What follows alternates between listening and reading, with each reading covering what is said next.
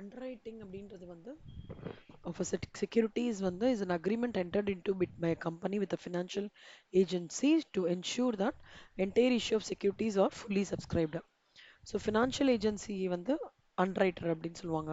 Suppose வேர் த company வந்து whenever it issues securities potential invest பண்ணானா completely வந்து கம்பெனிக்கு தேவையான ஃபினான்ஸ் வந்து ரைஸ் ஆகல, ஏதோ ஒரு டியூ டு சம் ரீசன்ஸ்னா அப்போ வந்து what happens now, they will take the help of this specialized service providers who guarantee that no security remains unsubscribed.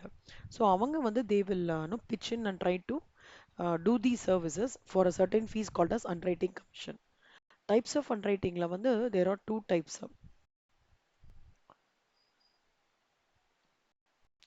There are two types. ஒன்னு வந்து based on the extent of underwriting, based on the extent of underwriters. அண்டர்ரைட்டிங்ல வந்து full underwriting and partial underwriting இருக்கு. Underwriters பண்ணும்போது single underwriting and multiple underwriting. Degree of கமிட்மெண்ட்ல வந்து firm underwriting and regular underwriting. So இப்போ இந்த partial underwriting அப்படின்றது entire இஷ்யூவே வந்து அண்டர்ரைட்டர்ஸ் அண்டர் ரிட்டன் பண்ணிட்டாங்கன்னா அதுக்கு பேர் full underwriting. A part of the total issue வந்து அண்டர்ரைட்டர்ஸ் வந்து அண்டர் ரிட்டன் பண்றாங்கன்னா அதுக்கு பேர் பார்ஷியல் அண்டர்ரைட்டிங். என்டையர் இஷ்யூ வந்து ஒரே ஒரு அண்டர்ரைட்டரே டேக் ஓவர் பண்ணிக்கிறான்னா single underwriting, jointly or more than one financial ஏஜென்சினா மல்டிபிள் அண்டர்ரைட்டிங். இது வந்து ஃபேம் அண்டர்ரைட்டிங்ன்றது வந்து அண்டர்ரைட்டர் வந்து ஃபேம்க்கு வந்து கமிட்மெண்ட் கொடுக்கறது. இந்த மாதிரி நான் வந்து irrespective of number of shares வந்து பப்ளிக் சப்ஸ்கிரைப் பண்ணாலும் நான் வந்து சில ஸ்பெசிஃபைட் நம்பர் ஆஃப் ஷேர்ஸை வந்து நான் எடுத்துக்கிறேன் அப்படின்னு சொல்றது ஃபேம் அண்டர்ரைட்டிங். ரெகுலர் அண்டர்ரைட்டிங்ன்றது என்னன்னா அண்டர்ரைட்டிங் அக்ரிமெண்ட் பிரகாரம் த அண்டர்ரைட்டர்ஸ் would be liable to take up this, அதாவது அண்டர் சப்ஸ்கிரிப்ஷன் ஆயிடுச்சு அவங்களால வந்து இஷ்யூ வந்து சப்ஸ்கிரிப்ஷனுக்கு வந்து ஃபுல்லாக டேக் ஓவர் பண்ணிக்க முடியாத சுச்சுவேஷனில் இந்த ஆப்சன்ஸ் ஆஃப் அந்த சுச்சுவேஷனில் they will be able to take up the securities இந்த event ஆஃப் அண்டர் சப்ஸ்கிரிப்ஷன். இங்கே வந்து கண்டிப்பாக நான் ஒரு ஸ்பெசிஃபைட் நம்பர் ஆஃப் ஷேர்ஸ் எடுத்துக்கிறேன், என்ன பப்ளிக் எடுத்துன்றாங்களோ இல்லையோ நான் எடுத்துக்கிறேன்னு சொல்றது ஃபர்ம் அண்ட் ரைட்டிங். ரெகுலர் அண்ட் ரைட்டிங்ன்றது எவ்வளோ நம்பர் ஆஃப் செக்யூரிட்டிஸா அது சப்ஸ்கிரைப் ஆகாம இருக்கும் அப்போ அதுக்கப்புறம் இவங்க பிச்சின் பண்ணி அதுக்கு வந்து எடுக்கிறது இந்த underwriters. Good evening Siva. Siva நான் அண்டர்ரைட்டிங் ஆரம்பிச்சிருக்கேன். ஓகேவா? அண்டர்ரைட்டிங்ல வந்து டைப்ஸ் ஆஃப் அண்டர்ரைட்டிங் வந்து ரெண்டு இருக்கு. Full underwriting. அண்டர்ரைட்டிங்னா உங்களுக்கு தெரியும், it goes through specialised service provider, they take help who cannot guarantee the no security remains unsubscribed. இதுல வந்து ஃபுல் பார்ஷியல் இருக்கு. ஃபுல் அண்டர்ரைட்டிங்ன்றது அண்டர்ரைட்டர்ஸ் ஃபுல்லா அண்டர்ரைட் பண்ணிக்கிறது. பார்ஷியல் அண்டர்ரைட்டிங்ன்றது வந்து ஒரு பார்ட் ஆஃப் இட் டோட்டல் இஷ்யூல வந்து அண்டர்ரைட் பண்ணிப்பாங்க. அண்டர்ரைட்டர்ஸ்ன்றது ஒரே அந்த என்டையர் சப்ஸ்கிரிப்ஷனையும் ஒரே ஒத்தர் கையிலேயே கொடுக்கறது, அது சிங்கிள். மல்டிபிள்ன்றது ரெண்டு மூணு ஃபினான்ஷியல் ஏஜென்சிஸ்க்கு கொடுக்கறது. கமிட்மெண்ட்ன்றது வந்து ஒரு underwriters gives a special commitment to take a specific number of shares irrespective of the number of shares subscribed by the public. இப்போ அந்த அதர் ஹேண்ட் ரெகுலர் அண்டர் அதாவது ஃபேம் அண்டர்ரைட்டிங்ன்றது நான் எப்படி இருந்தாலும் ஃபேமா இந்த ஷேர்ஸ் நான் எடுத்துக்கிறேன், என்னதான் பப்ளிக் எவ்வளோ நம்பர் ஆஃப் ஷேர்ஸ் எடுத்தாலும் ஆஸ் அன் அண்டர்ரைட்டர் நான் வந்து இவ்வளோ நம்பர் ஆஃப் ஷேர்ஸ் எடுத்துக்கிறேன்னு சொல்றது ஃபேம் அண்டர்டேக்கிங்.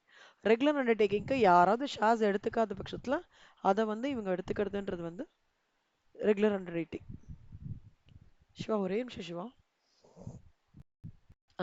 வந்து okay, market and unmarket applications. மார்க்கெட்னா எப்படி இருக்கும்னா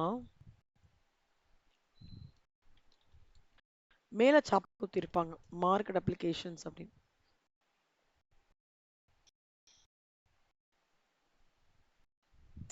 ஸ்பெசிஃபிக் அண்டர்ரைட்டர் மார்க்கெட்.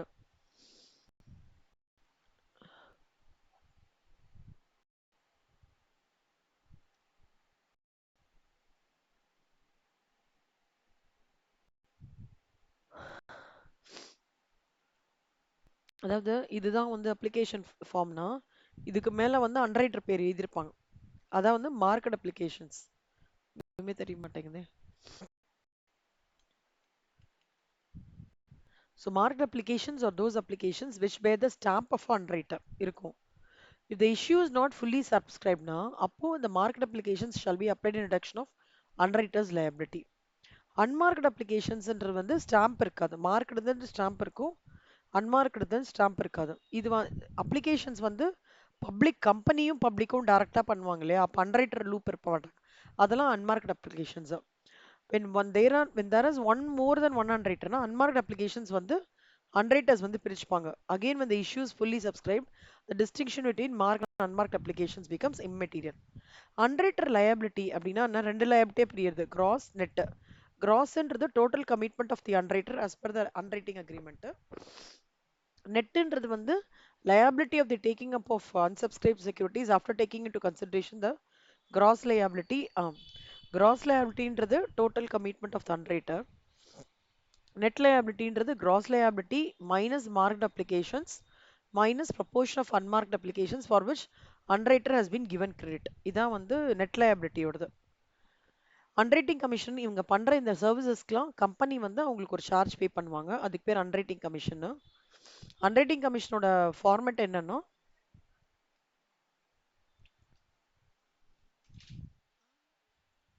இல்ல இல்ல எடுக்கல சிவா. 3 இப்பதான் ஆரம்பிச்சிருக்கேன். இப்பதான் அண்டர்ரைட்டரே ஆரம்பிச்சேன். அதுக்கு முன்னாடி எடுக்கல நான் இன்னும்.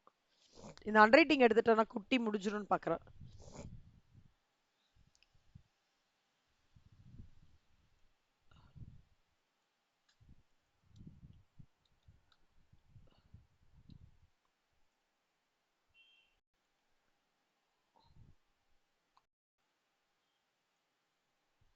ஸோ நெட் லயபிலிட்டி அண்டர்ரைட்டர் லயபிலிட்டியில வந்து ரெண்டு இருக்கு. Gross and net.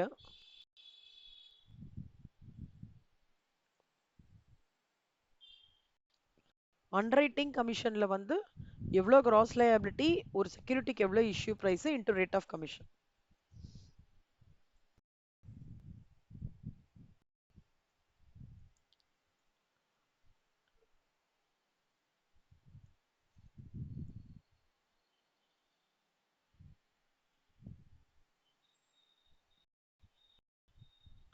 இப்போ வந்து டிட்டர்மினேஷன் ஆஃப் அண்டர்ரைட்டிங் கமிஷன் இந்த சம் பார்த்தீங்கன்னா சிவா இந்த சம் படிச்சு பாருங்க, புரியுதா பாருங்க Siva.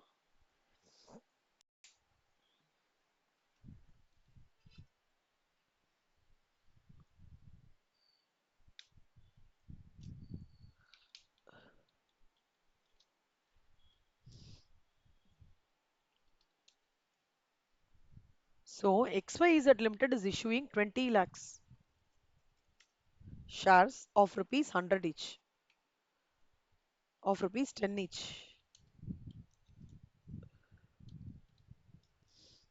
N Limited has been appointed as underwriter for 5% of the issue size. Issue size வந்து 5% அப்பனா இதுல 5%.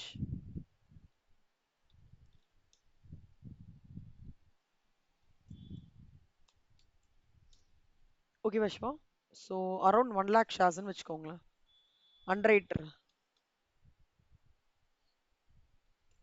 கமிஷன் பேயபிள் வந்து 5% of the issue price. 5% of the issue ப்ரைஸ்னா கமிஷன் இதுல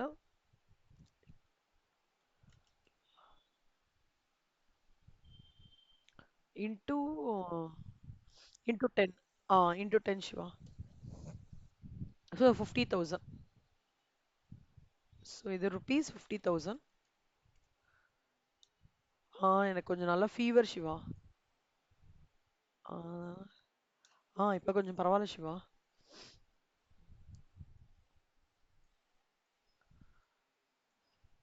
ஆ ஷுவர் சிவா. இங்க ரொம்ப கிளைமேட் மாறிடுது. அது என்னாச்சு ரொம்ப சில்னஸா இருக்கு ரொம்ப.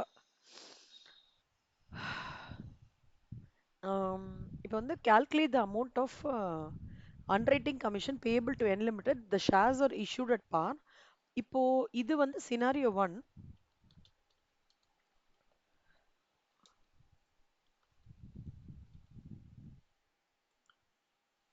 அதான் போட்டு குடிச்சேன் சிவா நானு. காத்தாலே போட்டு குடிச்சிட்டேன்.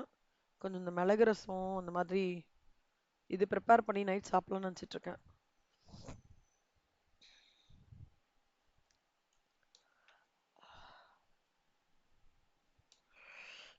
இது வந்து ஒரு சினாரியோ சிவா.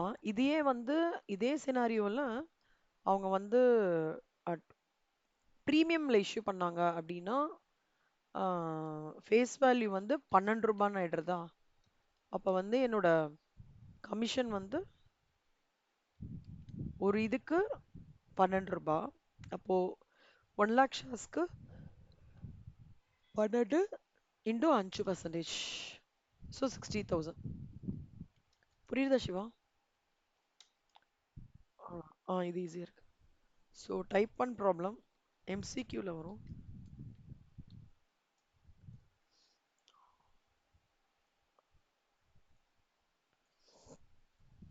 இது ஒன்று.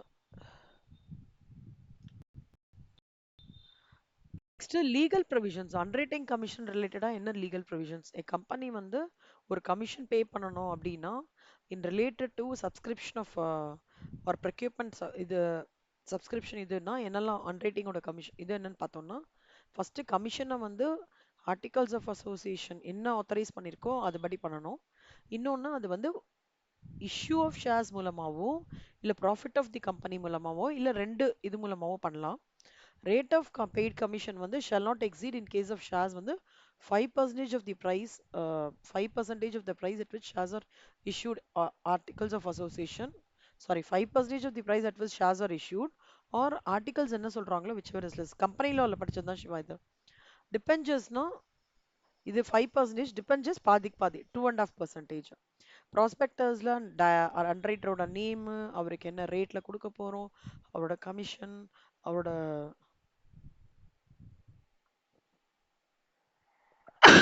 சாயிரம் அவரோட அண்டர்ரைட்டன் எவ்வளோ சப்ஸ்கிரைப் பை தி அண்டர்ரைட்டர்ஸ் எல்லாமே வந்து இது பண்ணணும், இன்க்ளூட் பண்ணோம். There shall not be paid commission to any underwriter on securities which are not offered to the public for subscription. ஒரு copy of the contract for the payment of commission வந்து இது கண்டிப்பாக வந்து ரெஜிஸ்ட்ரார் கிட்ட கண்டிப்பாக கொடுக்கணும் at the time of delivery of the prospectus for registration. ரொம்ப ரொம்ப இம்பார்ட்டன்ட் இது. ஸோ ஃபர்ஸ்ட் வந்து ஆர்டிகல்ஸ் என்ன சொல்லியிருக்காங்களோ அதுபடி கமிஷன் பே பண்ணணும்.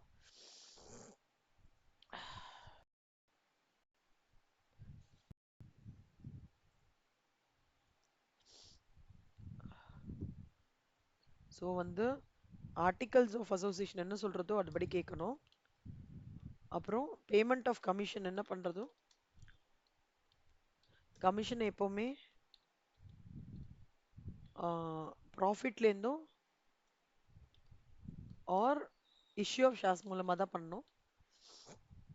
இது 5% or rate authorised by articles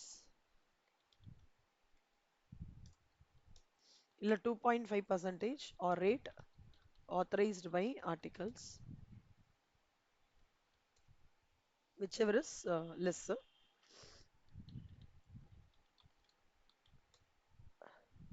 Next வந்து prospectus of the company வந்து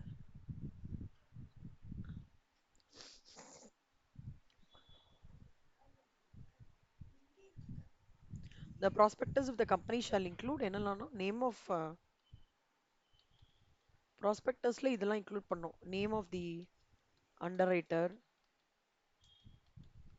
அப்புறம் commission, rate of commission,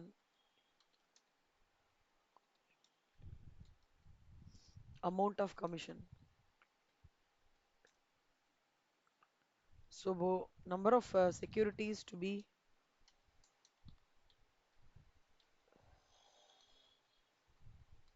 underwritten. அப்புறம் இதெல்லாம் அப்புறம் வந்து there shall not be commission வந்து அண்டர்ரைட்டர் இருக்கு unless and until அவங்க நிஜமாலே ஷேர்ஸை வந்து வித்து கொடுக்குறாங்க இருந்தா மட்டும்தான் கமிஷன் பே பண்ணணுன்றது ஆர்டிகல்ஸ் ஆஃப் அசோசியேஷன் கிளியரா இருக்கும். அதுபடி தான் பண்ணணும். அதே மாதிரி இந்த ஒன்ஸ் அண்டர்ரைட்டிங் கான்ட்ராக்ட் நடந்ததுன்னா அதோட காப்பி ஆஃப் த கான்ட்ராக்டை வந்து to B delivered to registrar.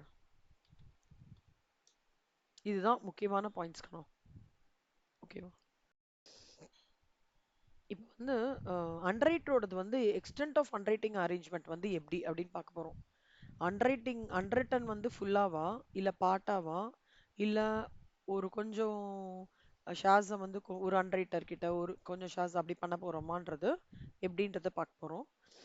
Fully அண்டர்ரைட்டன் ஒருத்தரே டேக் ஓவர் பண்ணிக்கலாம், இல்ல மொத்தமாவே ஒரு டிஃப்ரெண்ட் அண்டர்ரைட்டர்ஸ்க்கு கொடுக்கலாம், இல்ல கொஞ்சம் கம்பெனி வச்சுட்டு கொஞ்சம் வந்து சிங்கிள் அண்டர்ரைட்டரா பண்ணலாம், இல்ல கொஞ்சம் கம்பெனி வச்சுட்டு கொஞ்சத்தை மட்டும் மல்டி என்ன எந்த பெர்முடேஷன் காம்பினேஷன்ல எது வேணா பண்ணலாம். இஷ்யூ வந்து fully underwritten by a single underwriter. இப்போ வந்து underwriter is responsible for 100% of the unsubscribed issue. Since the entire issue is underwritten by him, the difference between marked and unmarked applications is irrelevant here. Concept of firm underwriting is also not relevant in this case. அதாவது underwriter வந்து இப்போ எல்லாமே hand over பண்ணிட்டாங்கன்னா இந்த marked அன்மார்க்டுக்காக, ஏன்னா எல்லாமே அண்டர்ரைட்டர்னா அங்கே எங்க எதுக்கு அன்மார்க்டு அப்ளிகேஷன்ஸ் வரப்போகுது இல்லை, எல்லாமே மார்க்டு தானே, கரெக்டா? அப்போ underwriter's liability is simply calculated as follows: number of shares issued minus number of shares subscribed by the public. இது நல்லா புரிஞ்சுக்கணும் சிவா. கஷ்டமான சாப்டர் சிவா, ஈஸியான சாப்டர், ஆல்ரெடி படிப்பீங்க.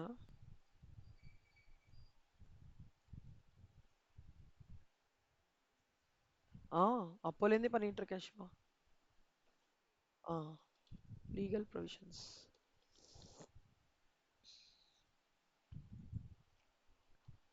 இஷ்யூ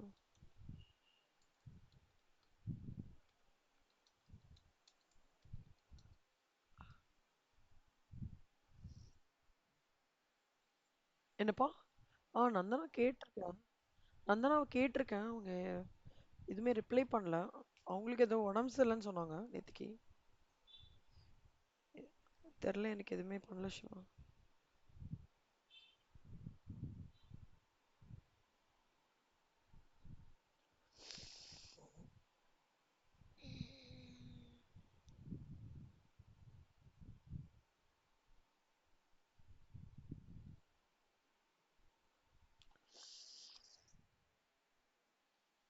இல்ல Siva.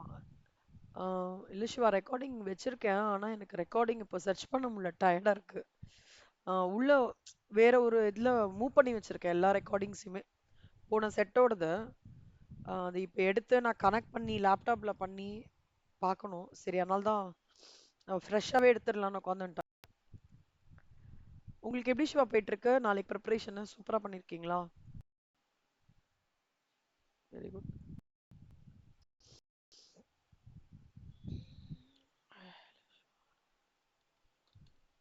Illustration 60. A Limited issued 1 lakh equity shares of rupees 100 each at par to the public, underwritten only by BN Company. The company வந்து received applications 90,000. 80,000 வந்து marked, 10,000 வந்து unmarked. Determine the liability of BN Company. அதான் சிவா, இப்போ வந்து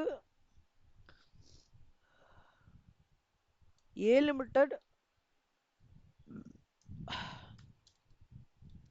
Limited மொத்தமா 1 lakh equity shares வச்சிருக்கான்.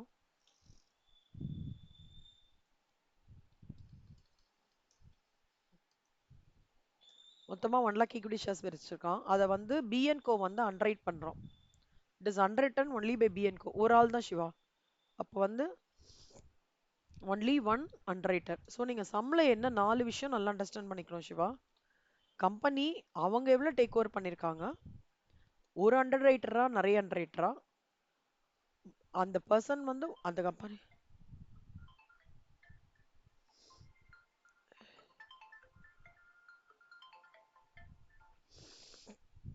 அவங்க வந்து ஒருத்தவங்கக்கிட்ட கொடுக்குறாங்களா, இல்லை நிறைய பேர்கிட்ட கொடுக்குறாங்களா, இல்லை கொஞ்சம் போர்ஷன் வச்சுட்டு ஒருத்தர்கிட்ட கொடுக்குறாங்களா, கொஞ்சம் போர்ஷன் வச்சுட்டு நிறைய பேர், இந்த பர்முடேஷன் காம்பினேஷன் மட்டும் நம்ம கரெக்டாக பார்த்துக்கணும். அதுலேயும் ஸ்பெசிஃபிக்காக மார்க்கெட் அப்ளிகேஷன்ஸ் என்ன, அன்மார்க்ட் அப்ளிகேஷன்ஸ் என்ன, அது பார்க்கணும். ஸோ அண்டர்ரைட்டிங் லைபிலிட்டி ஆஃப் யூ&Co என்ன அப்படின்னு பார்த்தோம்னா, மொத்தம் அவங்களுக்கு தேவையான அவங்க விற்க போகிற ஷேர்ஸ் வந்து 1 lakh ஷேர்ஸ் டோட்டல் இஷ்யூ.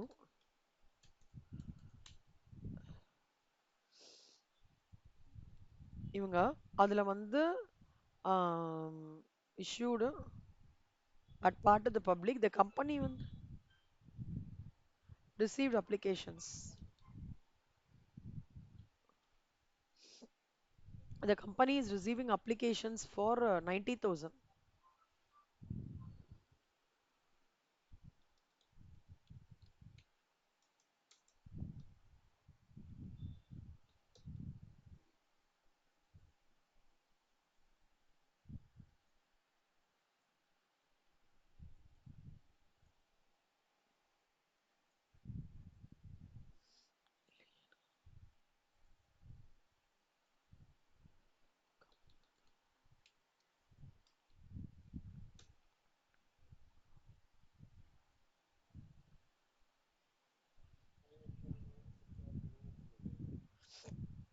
இப்போ வந்து 80,000 வந்து மார்க்டு சிவா. மார்க்கெட் அப்ளிகேஷன்ஸ் வந்து 80 80,000 ஷேர்ஸ். 80,000 ஷேர்ஸ். அன்மார்க்டு அப்ளிகேஷன்ஸ் வந்து இதுல வந்து 10,000 ஷேர் சிவா. கரெக்டா சிவா? இப்போ வந்து யுவன் கோவோட liability underwriting liability of Mrs Yuvan கோன்றது வந்து number of shares issued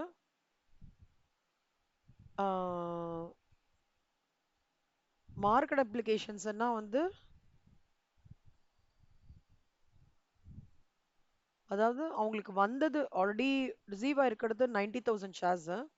remaining 10,000 ஷேர்ஸ்க்கு வந்து த கம்பெனி ஷுட் இன்டர்வென். கம்பெனினா யாரு? The underwriter should help. Underwriter should help to sell these shares. கரெக்டா சிவா? 10,000 இதான் சிவா கேட்டிருக்காங்க. பிஎன்கோ வந்து இன்டர்வென்ட் பண்ணி இந்த 10,000 ஷேரை வித்து தரணும். அதனால தான் 10,000 ஷேர்ஸ்னு போட்டிருக்காங்க. புரியுதா சிவா?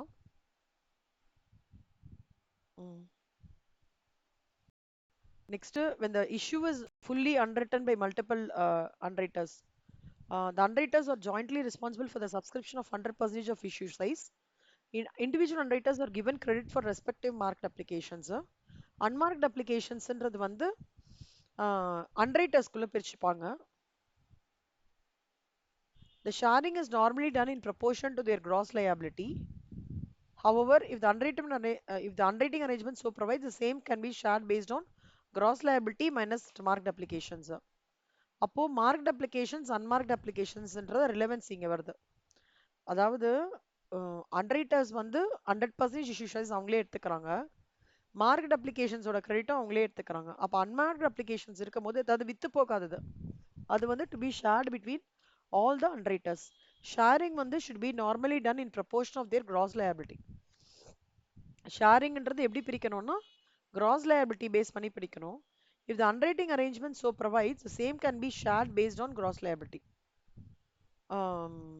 கிராஸ் லயபிலிட்டி தான் பேஸு. ஸோ அப்போ என்ன பண்ணுவாங்கன்னா இப்போ மார்க்ட் அப்ளிகேஷன்ஸ் என்ன அன்மார்க்ட் அப்ளிகேஷன்ஸோட ரிலவன்சி இங்கே தான் தெரிய வருது. Treatment of firm underwriting. Firm அண்டர்ரைட்டிங்னா என்ன அர்த்தம் Siva?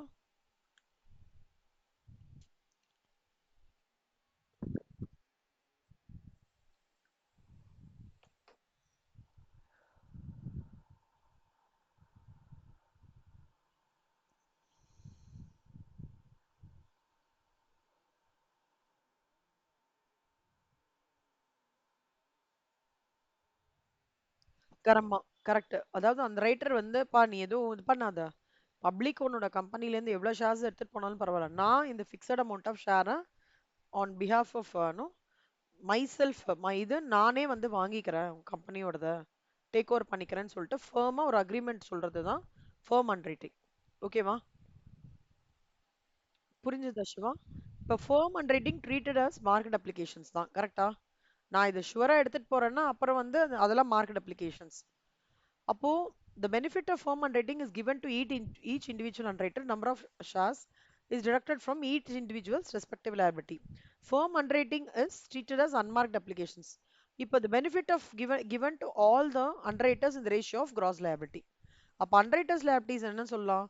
Gross number of marked applications இவங்க எடுத்துன்னு போறது number of marked applications இவங்க விற்கிறது minus shares of unmarked applications plus firm underwriting. கரெக்டா சிவா? இந்த பாயிண்ட் புரியுதா உங்களுக்கு? Underwriting liability is finally calculated as இந்த பாயிண்ட். ஸோ இந்த சம் பாருங்க.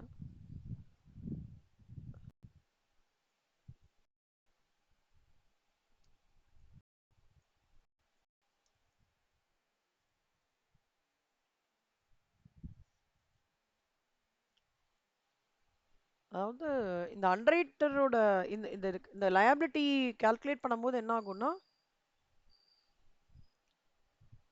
எவ்வளோ கமிஷன் வந்து ஃபர்ஸ்ட் இது வந்து கம்பெனியால செல் பண்ண முடியாத ஷேர்ஸை இவங்க வித்து தராங்க. கரெக்டா? அண்டர்ரைட்டர் நம்பர் ஒன். அப்ப கம்பெனிக்கு ஃபண்ட் ஆகி ப்ராஜெக்ட் ஸ்டார்ட் பண்ணிடுவாங்க கம்பெனி. ப்ராஜெக்ட்டோ அவங்க எதுக்கு ஃபண்ட்ஸ் ரைஸ் பண்றாங்களோ அந்த பர்பஸ் சால்வ் ஆகுமா? கரெக்டா? இன்னொரு ரெண்டாவது வந்து இந்த கால்குலேஷன் என்டையரா பண்றது வந்து கமிஷன் கமிஷனோட பிரேக்கப் கிளியரா தெரியும் சிவா. இப்போ இந்த மாதிரி இப்போ வந்து இந்த கிராஸ்ல அப்படி அன்மார்க் பண்ணும்போது அவங்களால வந்து ஒரு பாயிண்ட் இன் டைம்ல தெரியும் ஓகே இது வந்து ஆம், நம்ம அண்டரேட்டர் வந்து வித்துட்டு அவரே எடுத்துக்கிறேன்னு சொல்லிட்டாரு. அப்ப கம்பெனிக்கு வந்து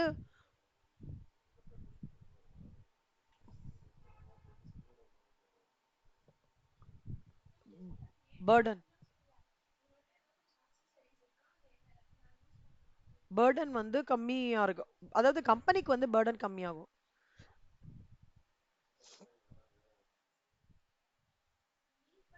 ஆ கரெக்ட். அண்டரேட்டர்ஸ் வந்து அவங்களே எடுத்துக்கிறனால கம்பெனிக்கு என்ன ஓகே அந்த போர்ஷனுக்கு வந்து நம்மளுக்கு பைசா கிடைச்சிரும். அது ஒரு பீஸ் ஆஃப் மைண்ட். ரெண்டாவது பீஸ் ஆஃப் மைண்ட் வந்து என்னன்னா கம்பெனிக்காக அவங்க வந்து ஆம், அவங்க ஒரு டைம் ஃப்ரேம் சொல்லியிருப்பாங்க சிவா. இந்த ஃப்ரேம்க்குள்ள உங்களுக்கு 400 ஷேர் வித்து தரேன், இந்த ஃப்ரேம்க்குள்ள 400 ஷேர் வித்து தரேன்னா அவங்க அதுக்கு தகுந்த மாதிரி எந்த அப்ஜெக்டிவ்காக இஷ்யூ ஆஃப் ஷேர்ஸ் எடுக்கிறாங்களோ அந்த ப்ராஜெக்ட்டோ இல்ல அந்த எக்ஸ்பான்ஷன் ப்ரோக்ராமோ அது தகுந்தபடி அவங்க they can come up with அந்த பிளானர். ஏன்னா பைசா வர வர தானே சிவா நம்ம ப்ராஜெக்ட் ஆரம்பிக்க முடியும். கரெக்டா?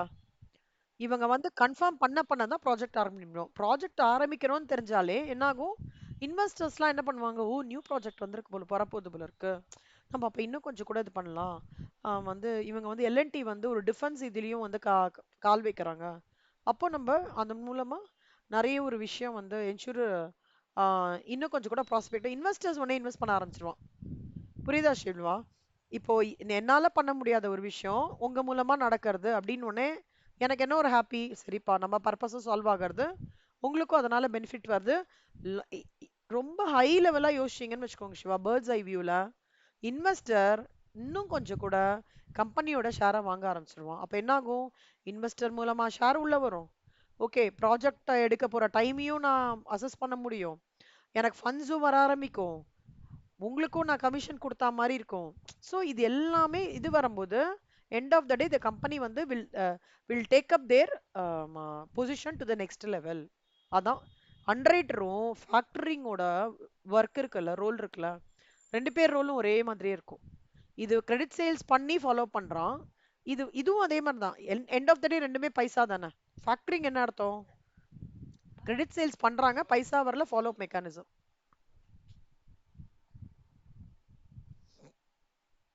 இது வந்து என்ன கான்செப்ட், அண்டர்ரைட்டிங் என்ன கான்செப்ட், எனக்கு வந்து இந்த ப்ராஜெக்ட்டுக்கு பைசா வர வேண்டிய இருக்கு, அண்டர்ரைட்டர் மூலமா பைசா வருது, சில பேருக்கு கேரண்டியா சொல்றதுனால இன்னும் கான்ஃபிடன்ஸ் வருது அப்படின்னு சொல்லிட்டு சொல்ற ஒரு கான்செப்ட் தான் வந்து அண்டர்ரைட்டிங்கோட ஹை லெவல் அட்வான்டேஜ். அதான் சிவா. புரியுது சிவா? உங்களுக்கு ஒரு வியூ கிடைக்கிறதா, ஹை லெவல் வியூ? ஆ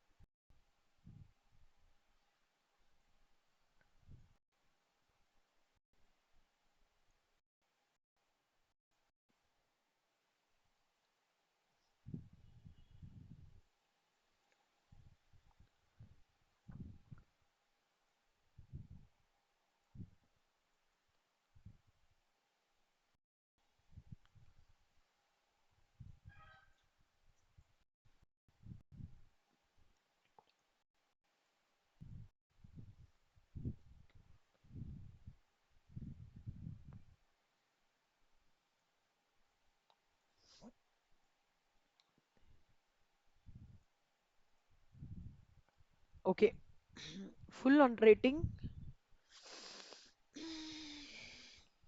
multiple underwriters without form underwriting, alternative treatment. Siva இதை நான் ரெக்கார்டிங் பண்ணி அனுப்பிச்சு விடுவேன் சிவா. எனக்கு இதுவே பண்ண ப்ரீதிங்கே பண்ண முடியல. ஆ ஓகே சிவா. ஆ தேங்க்ஸ் சிவா. ஓகே. ஆ thanks. Oh, thank you. Bye bye.